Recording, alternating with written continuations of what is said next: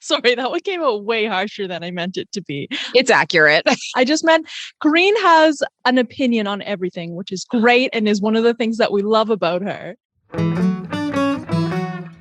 Welcome to Keep It Fictional, a weekly podcast for book lovers by book lovers. Build your to-be-read list with Sadie, Liz, Virginia, Fiona, and Corrine from the Port Moody Public Library.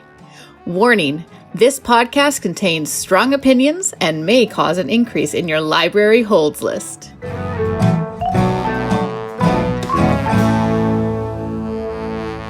Hello, everyone, and welcome to another episode of Keep It Fictional.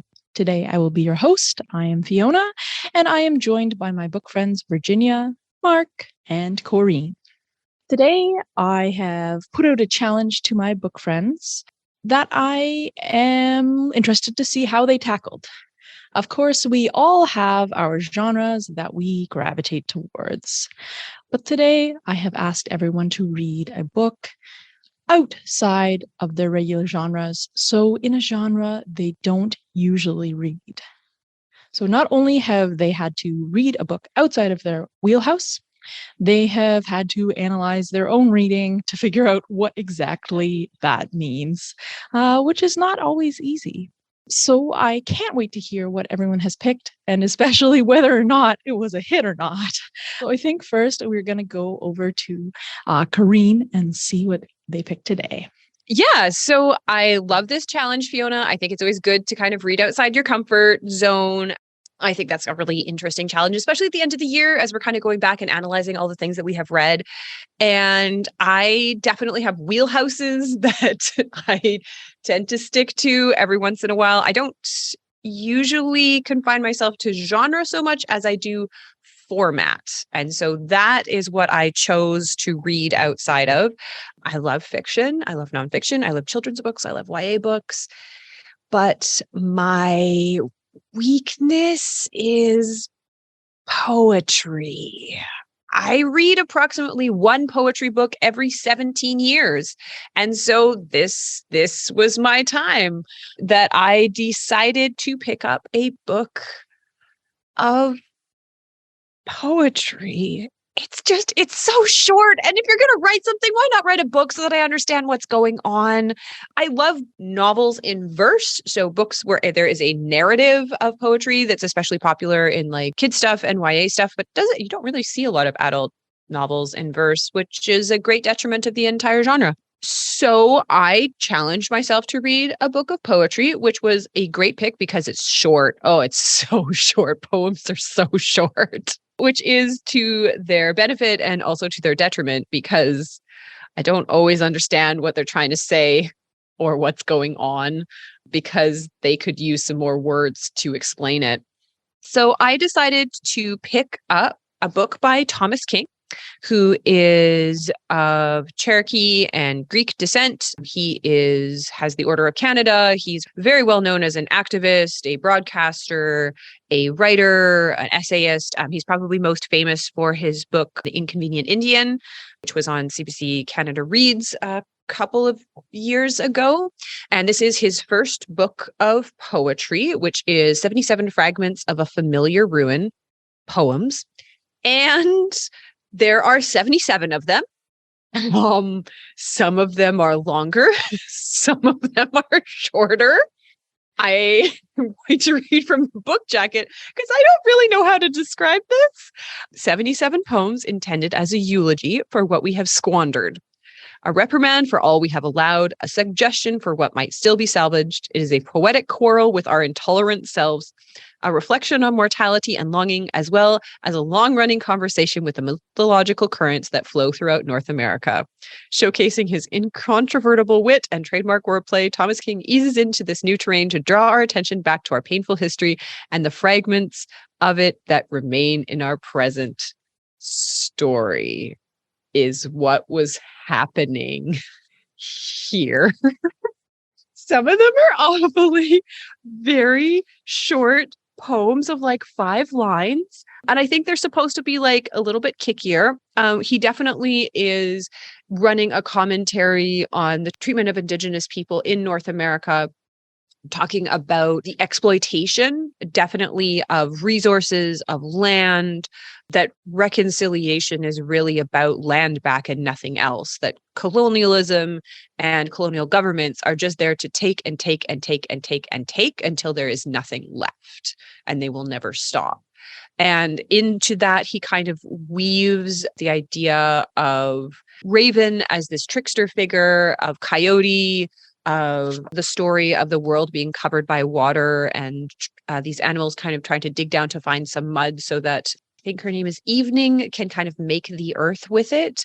There are poems about environmentalism, which I honestly really liked. Who knew? I really especially liked poem 42. In Alberta, the sour gas wells rise out of the land like candles on a cake. Make a wish, blow them out.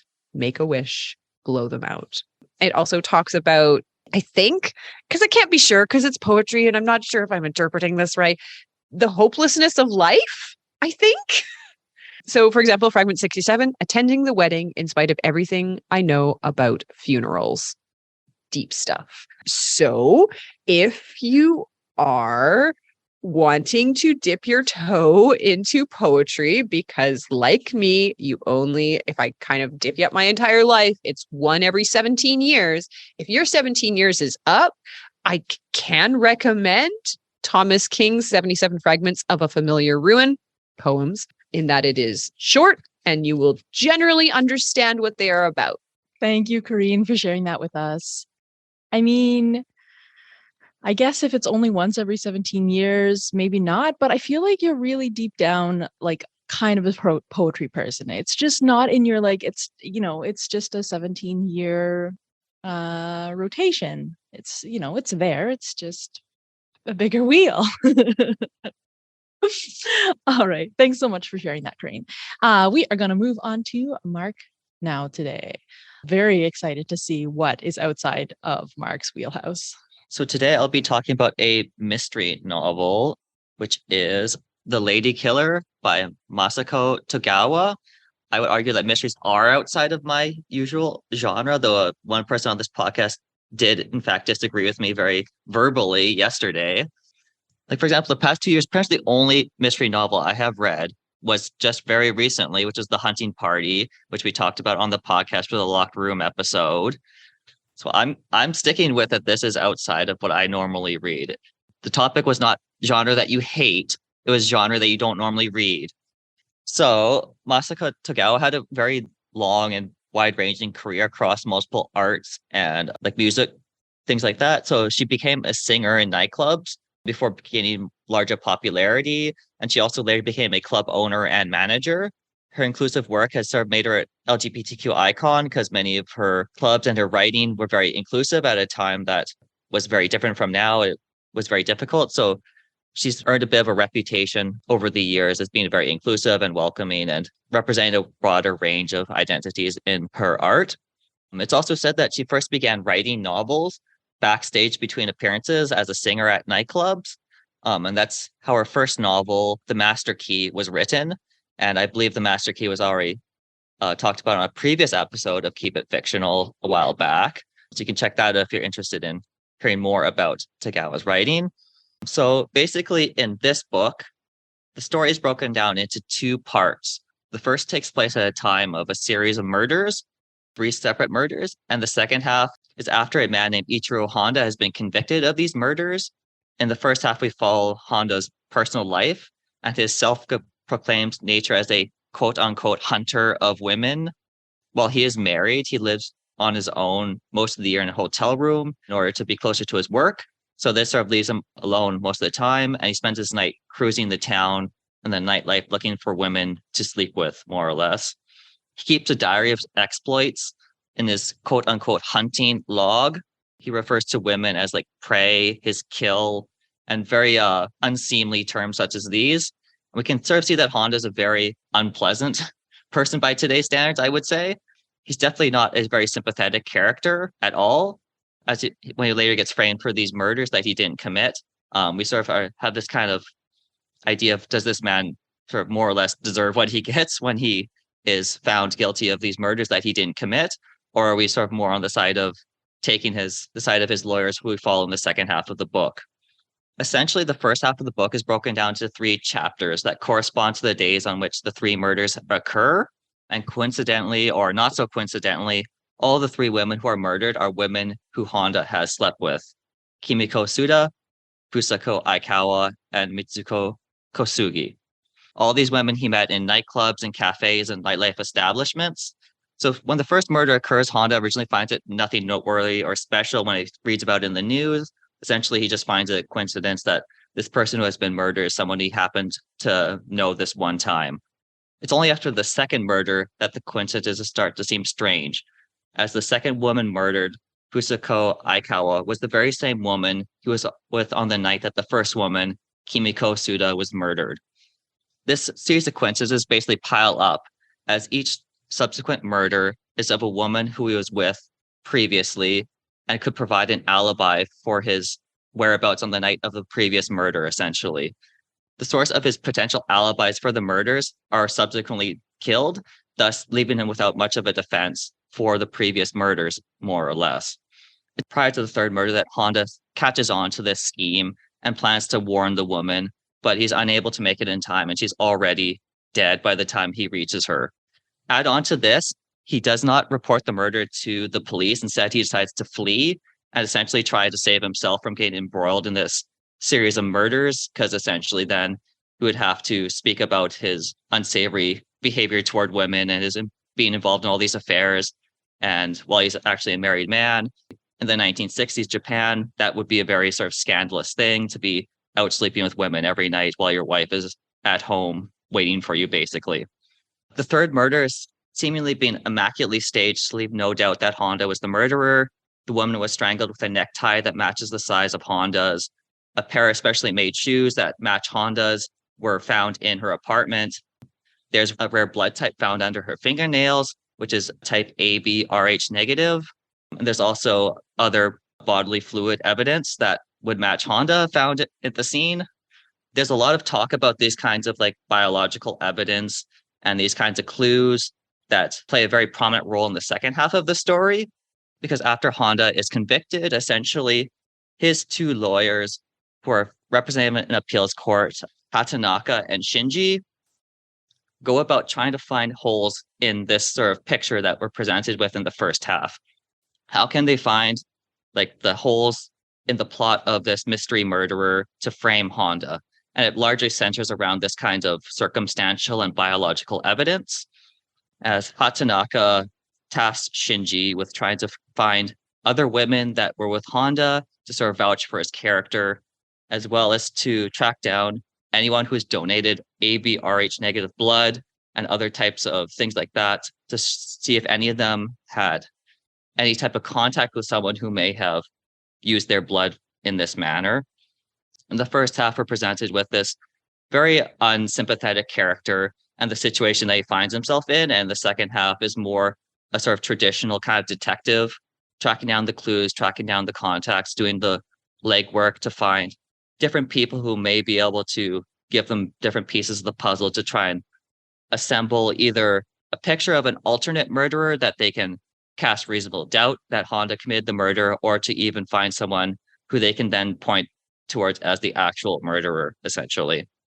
And throughout these investigations, we sort of get this sort of sordid kind of underworld kind of feeling, as Shinji sort of comes into contact with like a film company employee who visits Turkish baths, to a gay bar host who provides other kinds of services as well. And essentially, you kind of have this sort of sordid kind of underbelly, kind of sexualized tinge to very much in the commentary of the story, as it kind of has a somewhat moralistic feel to it, that I wasn't quite sure which side Togawa was on, if she's trying to condemn these people or if she's trying to say that the moral kind of opprobrium of the general population is leading to these kinds of scornful attitudes of the characters, such as Shinji, because he has this sort of running commentary of judgment about these characters. And I wasn't quite sure if Togawa was trying to say that she feels that this is wrong, or that this person is right, or if she's just trying to present this kind of social attitude of the time. So I would have liked it to would have been a little bit clearer in that regard, but it still kind of had an interesting presentation of these facts and attitudes. And so if you like putting together clues and scientific style analysis of traces, trying to figure out who the killer is, who may have been involved in these things. Or if you just like a good framing scheme, then you may also like The Lady Killer by Masako Togawa. Thank you, Mark. Well, some others may not. I'm going to give you a pass on that one and give you props for following the letter of the assignment, but still reading a Japanese author. All right. We are going to go over to Virginia now. All I can say is it's not horror or sci-fi. No, because I'm not allowed to today, right? I think that's the assignment. So I guess unless you count those with vampires and zombies or Space Cowboy Spike Spiegel, I don't think I have ever read a Western before. So that's what I decided to tackle this week. And I chose from the backlist of an author that I recently discovered, and I really, really loved his book. And I'm sure you will hear about it on an upcoming episode because I would like to tell the world about that book. But for today, I just kind of went back to one of his older books. And like many Westerns, we begin our story with a white man.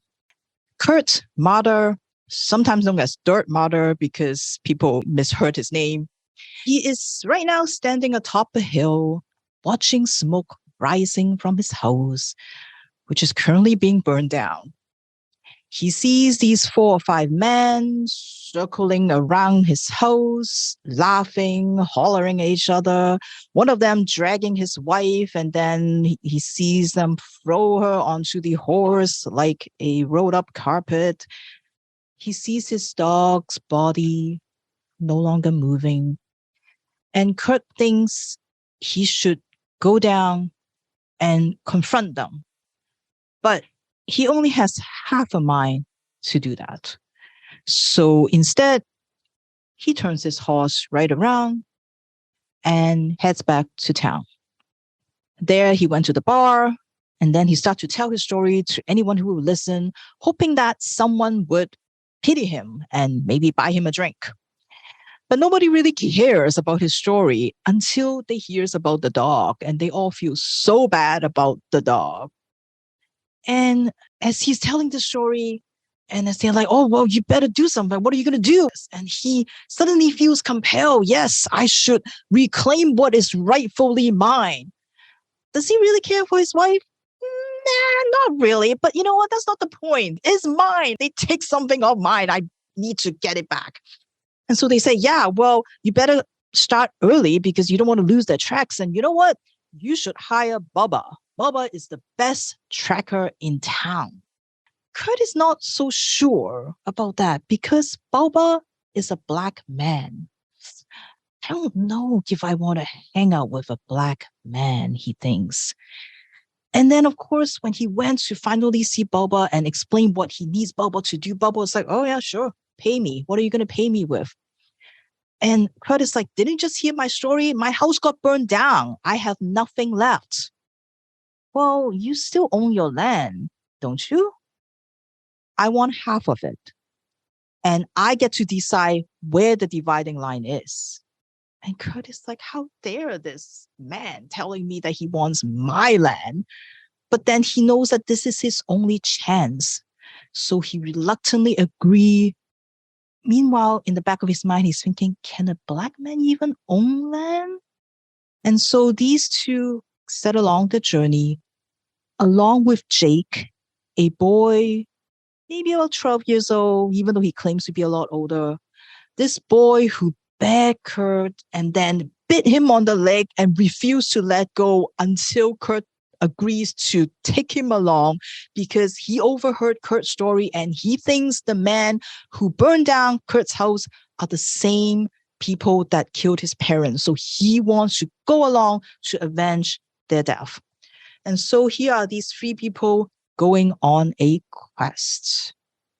Now, if this feels like a setup for a found family story, or maybe a story about a white man finally learning a little bit of humility, learning a little lesson, well, that's not what God's Country by Percival Everett has in store for you.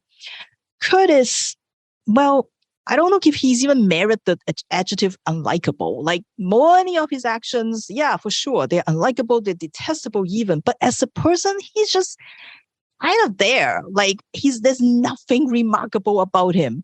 And the only thing that saves him from all of this is his skin color. And that's kind of all he's got going for him. Whether he acts or whether he doesn't act, he never really have to suffer the consequences. It's all the people around him that suffer.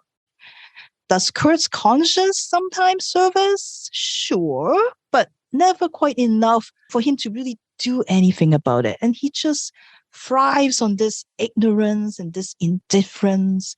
And here's this man who has all the choices, all the opportunities to do whatever he wants, but yet he just sort of falls into this bizarre quest, kind of like Kafka-esque almost, and he just let it all happen to him.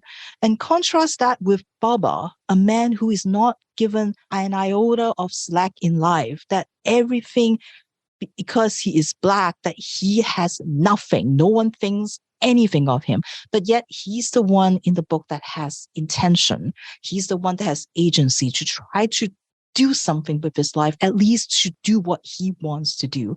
And I think by centering the narrative on this white man, Everett really shows how ridiculous and how absurd the world is. And it is scary and alarming how here's a story that takes place in the Old West, and yet you can transpose all these characters right into our world in 2022 and nothing really has changed. And Boba trying to have to learn to be courteous to all the people around him, have to keep his hands where they can see them. All of the stuff that he has to go through is the same today. And this book also touches a lot on sort of what Corinne was saying earlier about the land that we have stolen from all the indigenous people. And a content warning here is in that book, it does use a lot of racial slurs in the book. So just so that you prepare for that. But as the white folks expand, as they exploit the land, this is what we have stolen from it. And this is one of the other themes sort of in the book. And what I love the most about Everett's stories, and yes, I only have read 2 so far, but it sounds like that's sort of what he does, is that he tackles these really horrible subjects with such wit and such humor, like dark humor, but, like in a very tongue-in-cheek way. And it's like, it's fun and it's really fun and it shouldn't be fun, but and I've always admired creators who can do that make you absolutely furious about like what's going on, but yet you're laughing at the same time. I think it's an absolute gift that people can do that. And Percival Everett is just so good at it. So I would highly recommend, I'm sure this is unlike many Western that are out there. So yeah, but anyway, a great social satire, a really kind of a funny book, and I would highly recommend you check out all his other books too. So this is God's Country by Percival Everett. Awesome. Thanks so much, Virginia. And I'm going to pitch a Western episode. I think that would be a lot of fun. But I already read the only one that I want to read. Done it. Exactly. No space Westerns. Okay, before I talk about my book, we are going to take a brief break, and we are going to do our existential question. So my question for today is, what is your reading pet peeve? I'm going to leave it very open today. Is it plot holes? Is it love triangles? Is it paperbacks? No, I think it's the other way around. I can't remember. Do people like paperbacks or hardbacks? Anyway, let me know. What is your pet peeve? Okay, I didn't really know what to pick for this one. So there was something that was recently very annoying I found in a book that I was reading. And have you ever had it where the book will have these pages that aren't properly like aligned? I've seen books cut like this recently, and it's extremely annoying. Like the way that the pages, like you can't actually turn the pages properly. And it looks like it was like cut with a machete or something like that. It says like, I don't know why they did that. Like I read another book like this recently, and I don't like it, just found super annoying the whole time I was reading it. Thank you so much for bringing this up. I feel like this is a form over function situation. I would love to hear more from our panelists. Really, Mark? Really? Deckled edges, one of the most aesthetic, pleasing, like sense-based experience that you can have while reading. That's your pet peeve? I think everything is Corinne's pet peeve. So sorry, that one came out way harsher than I meant it to be. It's accurate. I just meant Corinne has an opinion on everything, which is great and is one of the things that we love about her. Yeah, trying to dig myself out of a hole here. All right, I'll go next. So my pet peeve is Mary Sue, lead character. I probably mentioned before, I'm not a fan of fan fiction, and I think Mary Sue comes from fan fiction initially.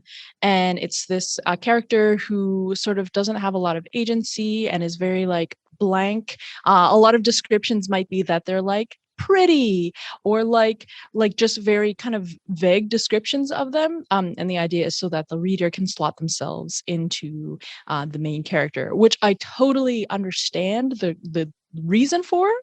But for me, I just want to hear about other people and not think about myself when I read. So it really bugs me, especially when that character doesn't have any agency and things just happen to them. Yeah, huge pet peeve.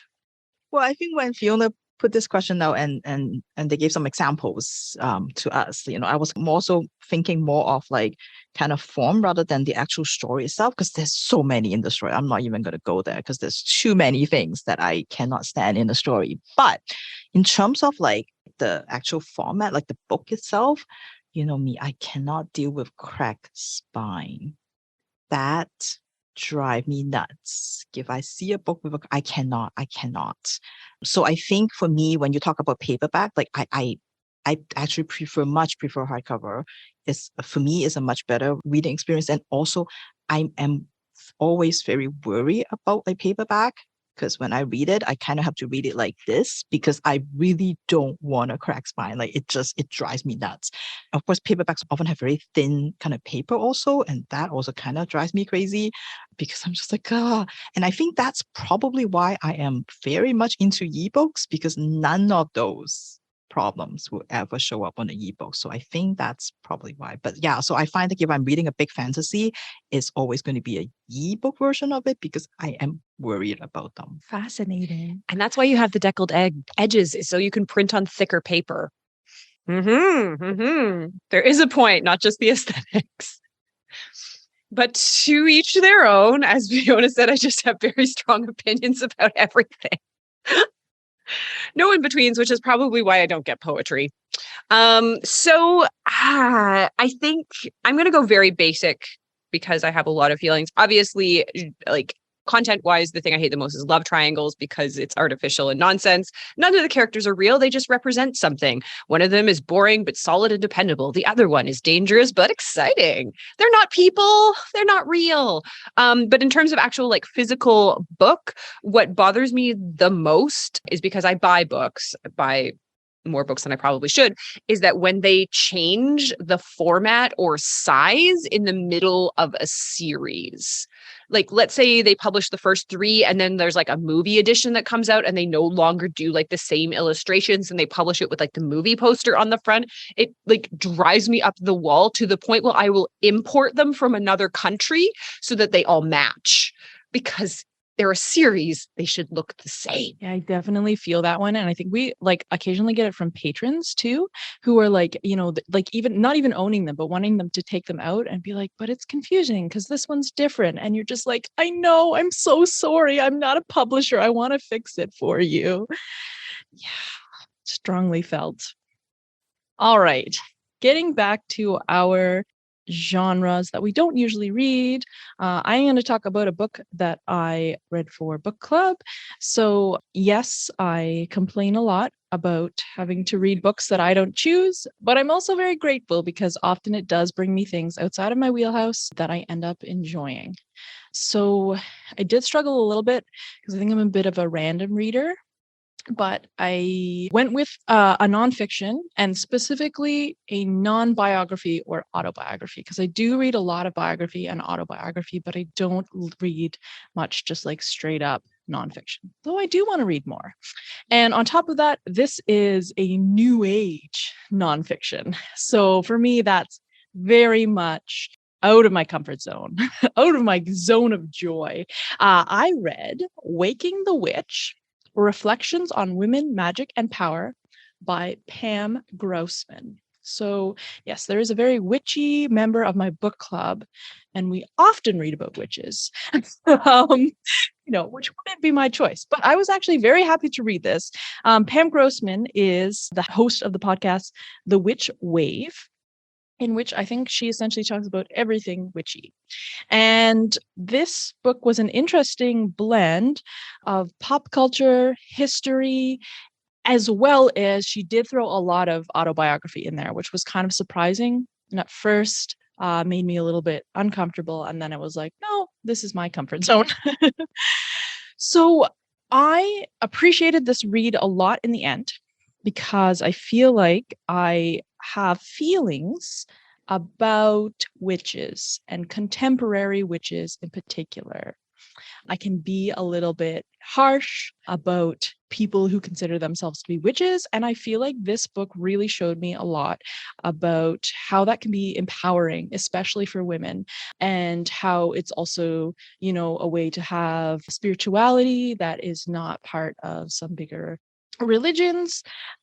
I wish that there was more history in it, but it actually had all sorts of really interesting history throughout, of course, about the Salem witch trials, but also like about biblical references. And it was quite fascinating, actually. Then it also talked a lot about pop culture. So everything from Buffy to Sabrina the Teenage Witch. And I actually found that my two watch list grew quite a bit from this, which as many of our listeners will know, for me, that's a big plus with a book, is when you come out of it with more that you want to watch and read. I wish that there had been more history in it, but ultimately, really appreciated the content. Like on top of all of that, it was just an entertaining read. You didn't really know what she was going to throw at you. And there was quite a bit of humor in there and kind of left me thinking like, yeah, Wiccans are all right. I see how this is really positive for some people. And I feel like that was a big step for me. So thank you to Book Club for bringing that Waking the Witch to me by Pam Grossman. Definitely, if you are already a witchy person, you will totally enjoy this. And I would encourage others who have a witchy person in their life and maybe are grappling with that a little bit to give this a read. Your book club sounds fascinating. Yes. I won't go into details on air. Okay. Thank you for joining us today for genres we don't usually read. Again, I always appreciate when our panelists are willing to read something, that's outside of their comfort zone, because I know we all often read for comfort. And sometimes when you're giving an assignment, it stinks. So thank you for doing that. I'll try to pick a nice, calming theme next time. That is all for us today. We'll see you next time on Keep It Fictional. Who knows what we'll be doing next. Thank you for listening. If you like our show, please tell a fellow book lover about it. You can find a list of all the books we discussed in our show notes. Join us next week for another fun book chat. Until then, keep it fictional.